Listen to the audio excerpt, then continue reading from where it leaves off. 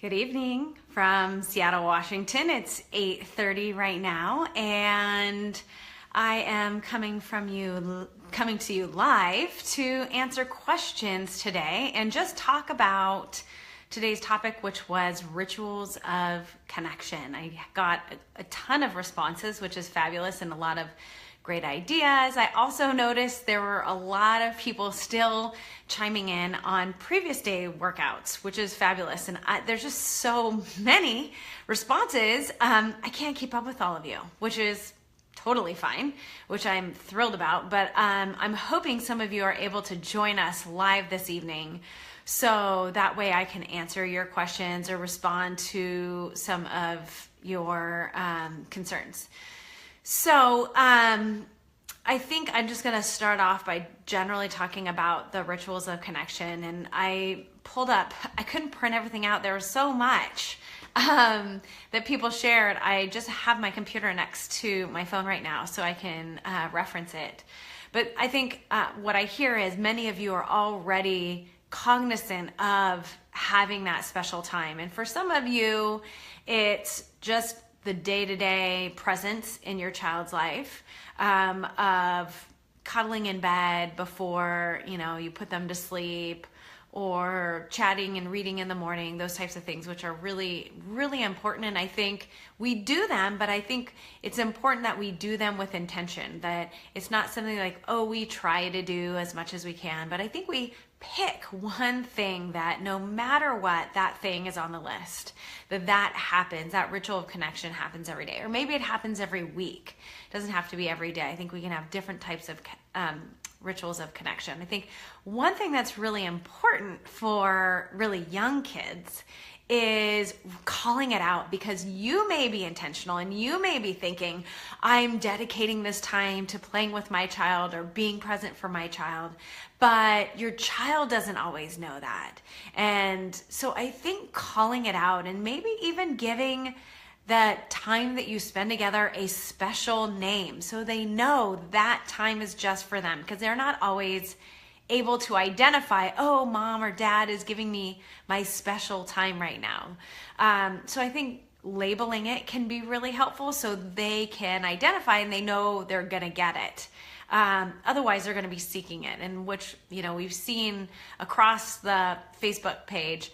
There's tons of kids seeking attention and connection. And I think, I can't remember who it was.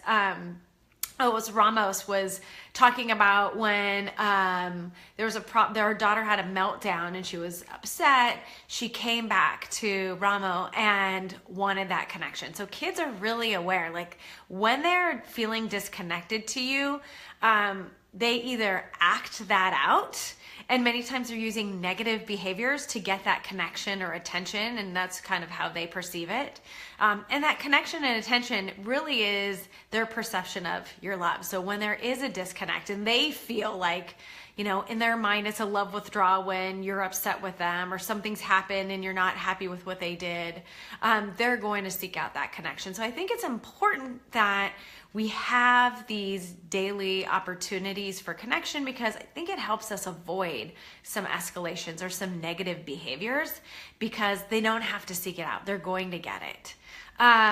So let me just talk about a few things that came up. Chelsea was sharing that in the late afternoon, it's time, like there's some downtime before dinner. That's when they tend to get together, and there's a bedtime story. And I heard a lot of bedtime stories happening. And Eileen said the same thing. She said they're snuggling in bed before you go to her room and chatting about the day or reading stories together. So I think that is a really, really important time. But I think also, because I heard bedtime is a natural time to connect and super important and a great time to reflect. So several people brought up, I'm jumping around a bunch.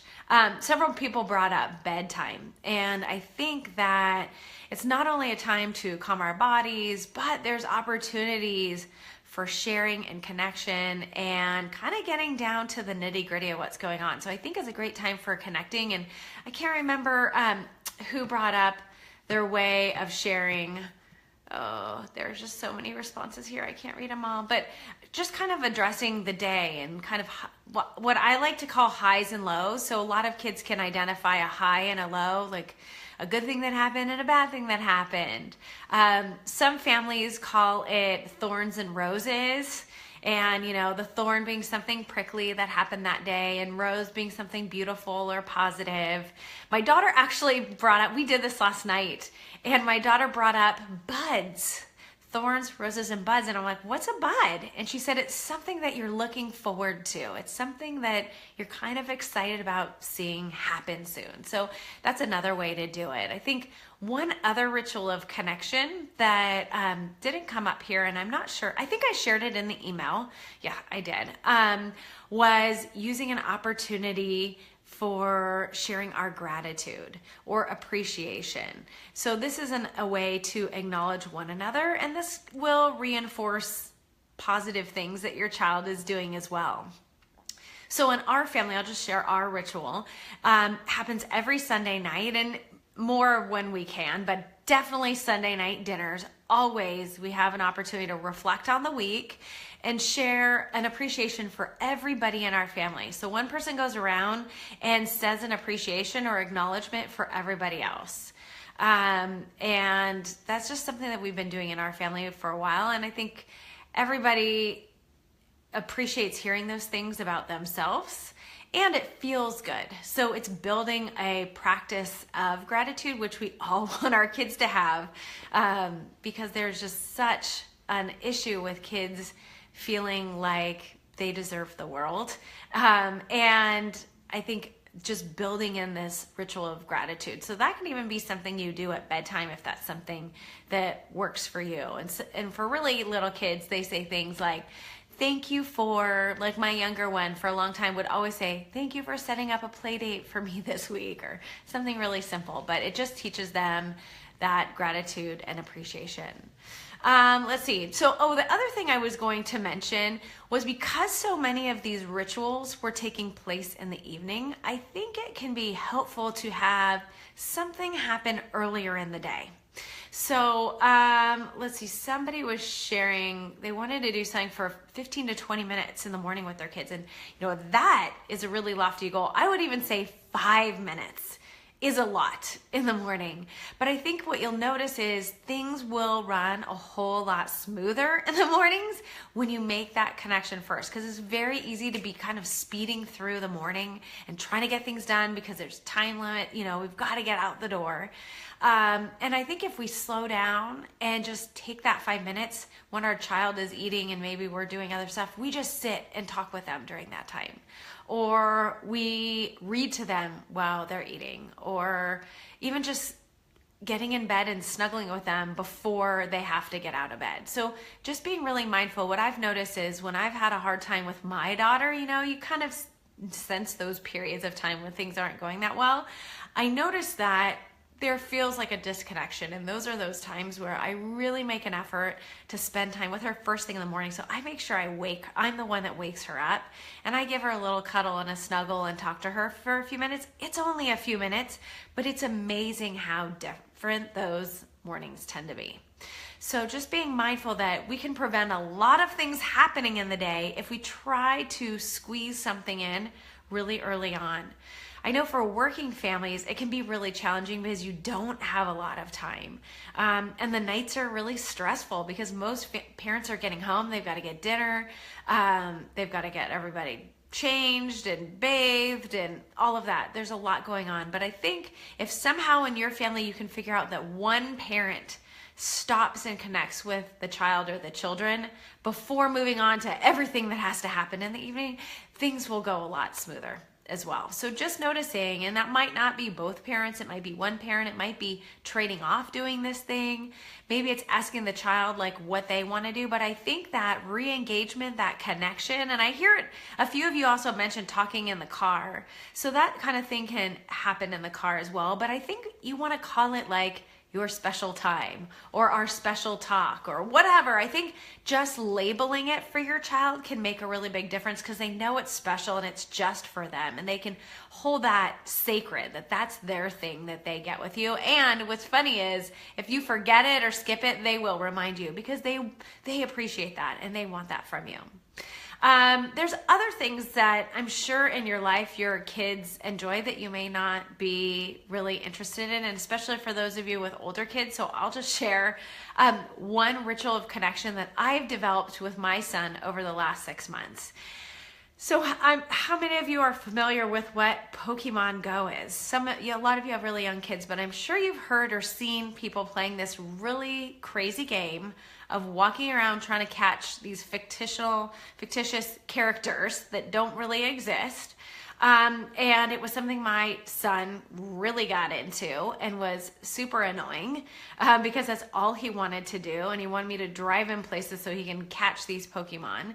And I decided to embrace it. And he and I actually now get up very early in the morning before school and we go on Pokemon runs because I'm a runner and he likes Pokemon. And that's something that he and I do together now that's just us. So even when his dad says, hey, do you want to go on a Pokemon run with me? He's like, no, that's mom and I. That's what we do. So I think kind of having that thing that you do together can also be your ritual for connection. Even if it's like, when we go to the grocery store, you and I go and get the, sample cookie, like that's our thing. Like calling out that ritual, I think can be really helpful and meaningful for really young kids. So I just wanted to touch a little bit on the rituals of connection. There were so many great ideas and I really appreciate all the sharing that's going on. I see that there's a few of you viewing right now. I'd love to know who is here live with us. If you're willing to type in that chat box where you're coming from. I scheduled this evening Facebook Live so that way I know there's people on the other side of the world that makes it hard when you're kind of asleep and we're having Facebook Live chats. So I wanted to make sure I was able to reach out and chat with all of you if you were available, because I think even though it's 8:30 here in Seattle in the evening, I think it's tomorrow afternoon for those of you. And there's a lot of people in Australia. Okay, great. Catherine is here and she's in Las Vegas. Yay. Oh, so nice to have you. And Eileen in North Seattle, so not far from here. That's awesome. I'm so glad you guys joined us. So this is also an opportunity to ask questions and get clarification. And we've covered a lot in a very short period of time. And the goal was not to be perfect. It wasn't to do everything every day at every moment. It was just really to experiment with some of these things and notice. And I hear from a lot of you like, I do some of this, or I do this all the time. And what I want you to be mindful of is that these need to be a practice that we do consistently. That consistency is key. Hi, Chelsea. I'm so glad you're here with us. It's not like Australia. That's okay. I appreciate all the Seattle peeps that are here too. So what was I saying? I have this terrible head cold and I probably sound really nasally, so I apologize. So anyways, I want to make sure that I'm answering your questions. We covered a lot of information, and I noticed today people going back and leaving questions or adding comments to previous days, and I'm just trying to keep up with today and then planning for tomorrow.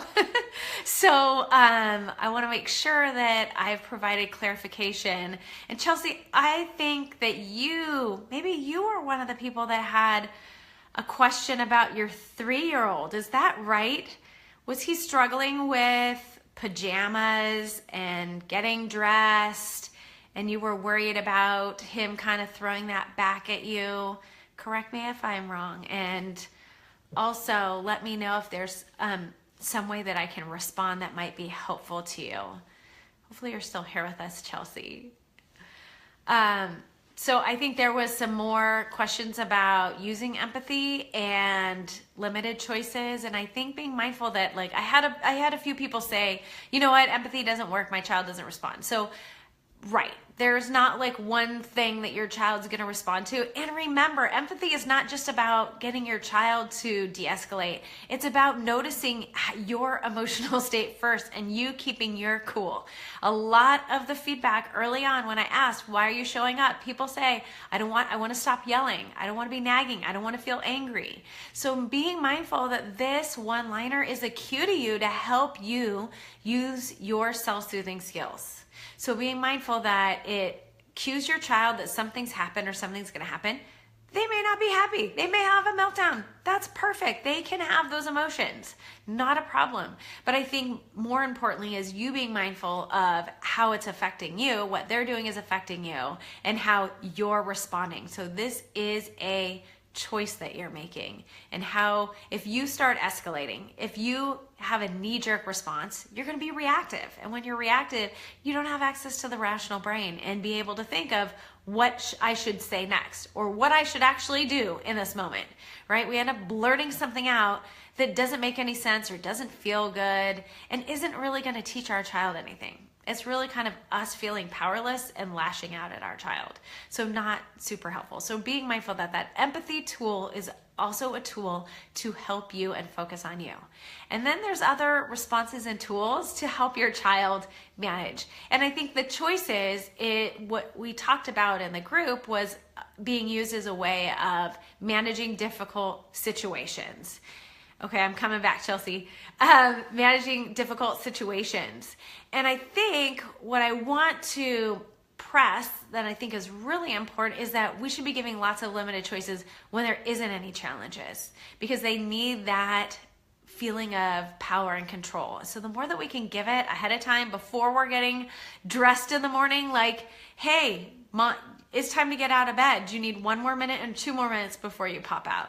You know what? It's time to get out of bed. Do you want me to come back or do you want Dad to come back? So we can give choices the minute they wake up and give choices all morning long. So I think this is really a way of avoiding big emotions and behaviors and not just a way of dealing with it. So I don't want you to think about this as just like, this is what I do when things aren't going well. I think this is something that needs to be employed and practiced all the time. All right, so I think Chelsea's had to do with choices. So I'm giving him limited choices, but he isn't always selecting the choice I give him. Sometimes he says to me, what's my choice? And he knows what's coming. Okay, I gotta press something to see the rest of your response. And he knows what's coming. Other times he will not choose any other choices and demands a different selection. Perfect. So the key here, Chelsea, is be consistent. Give him about 10 to 15 seconds to make a choice. He may say no. He may come up with another choice. We're staying calm. We're using empathy. Oh man, yeah. We don't have that for breakfast today. I'm making a bagel or toast. What would be better? He doesn't choose. Nonchalantly, hey, no big deal. You know what? I'm going to make toast. And he loses it. No problem. The more that we're consistent in this way and giving choices this way and holding the line, the more he's going to realize it's in his best interest to actually make that choice for himself. So he's not going to like it right away. That's okay. But I think what you'll notice with that consistency of offering choices with 2 choices, 2 you're okay with, 2 you're going to follow through on, giving him a little bit of space and time to make a choice because his processing is a little bit slower than yours. Saying, oh, bummer, when he says he wants something else or he doesn't want it, and then we choose for him. It's a bummer. And then we, maybe we say, fine, I'll make toast, and we go to make toast. He says, no bagel. Great. Let him have the bagel. Our goal isn't to get into this power struggle. It's to make him breakfast so we can move on. So notice when you're getting pulled into this power struggle, because many times we get sucked into it as well. So being mindful that we're not getting sucked in. Let me just pull up, make sure I didn't miss anything else that you wrote. And I think you said he was 3, and this is when things started to heighten, or maybe he was 5. No, he's 3. Somebody else had a 5-year-old that this is new behavior for. It was the meltdowns. Sorry, I'm trying to remember everybody's scenarios. So I think 3 is the stage where kids start to separate and individuate. So up until 2 to 3, psychologically, kids identify as part of you, and then they start to separate and they realize that they are a separate person and they have their own opinions, own likes and dislikes, and they start asserting themselves. And that's when control becomes a huge issue. So I hear that you have a little boy that wants lots of control, and you mentioned there's tons of things that he wants control over. So I think giving him control, as many choices of when things happen, how things happen, your involvement, lack of involvement, doing it serious, doing it silly, like as many choices as possible, I think you'll be able to avoid some of these challenges. The reality is You have a 3-year-old boy. So you're going to see this behavior for at least a year or two. Now, somebody else mentioned they have a 5-year-old and this is new behavior. Yes, there's not just a terrible twos. I'll have people say, my kid was like amazing and so easygoing. And then like 5, they became this total nightmare. Everybody goes through these stages at different times. It is like, it's like a miracle if this does not happen for a child. So just know that 3, this is probably what's going on. It's totally developmentally appropriate. It's exactly what he should be doing. And you know what? You really got to focus on that empathy and self-soothing because it is trying. It is really stressful time. I had a very, very strong-willed little girl. And I remember just like sweating all the time trying to deal with her.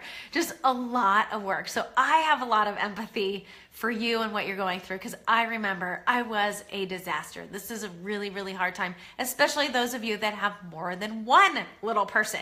So you're managing 2, right? So Chelsea said, so if he's super angry and having a tantrum, I just let it happen and move on. Yeah, I think we acknowledge it. We don't say, I'm going to ignore you, or we ask him to leave. Like, oh man, you look really sad. You look frustrated. And we move on. Like we don't engage because sometimes this behavior is a way of trying to engage you and get attention. And what we need to communicate with our behavior is that this isn't working, right? And for many kids and parent dynamics, it does work. Parents do get very involved in those moments.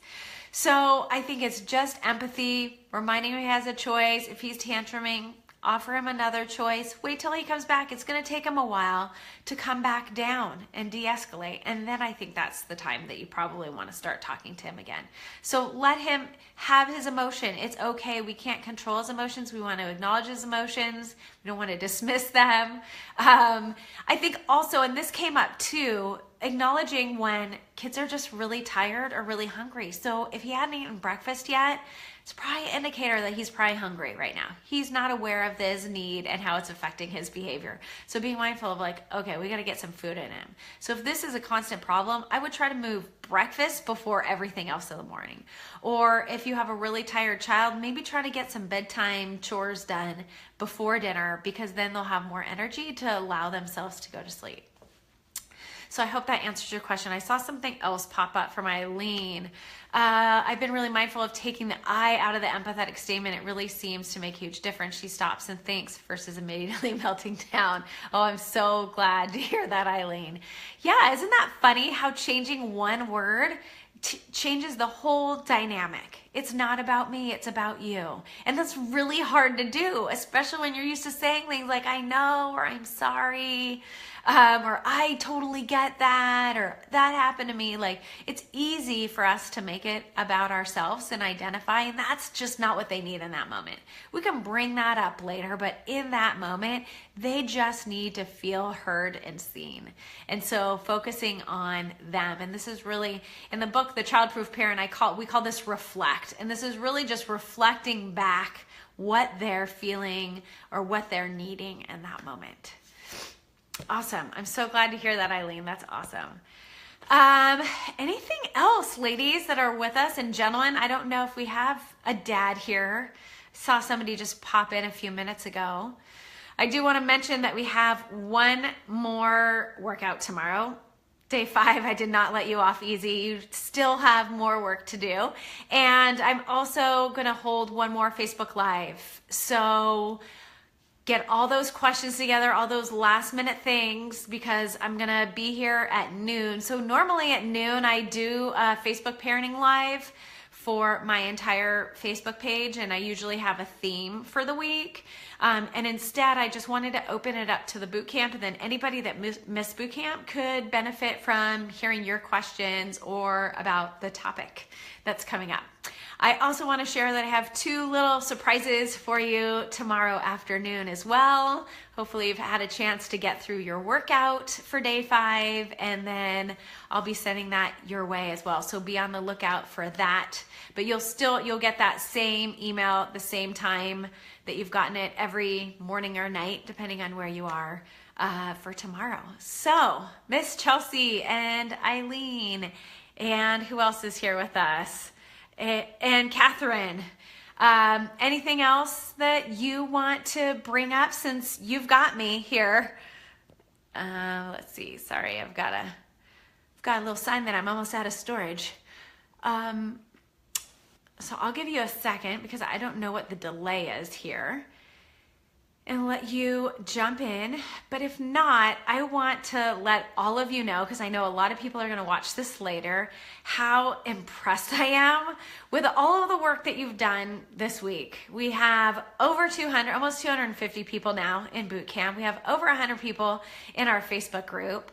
And I just am amazed at how many of you have jumped in and taken this on and started making changes. And like I said, and I'm starting to feel a little bit like a broken record, but the consistency is key. So my hope is that after this week, you pick, the goal isn't that you're going to do everything perfect every week, every day, but maybe pick one or two things that you are going to focus on and keep working on. And then you can come back and pick up one or two other things. I'm just kind of throwing a lot at you.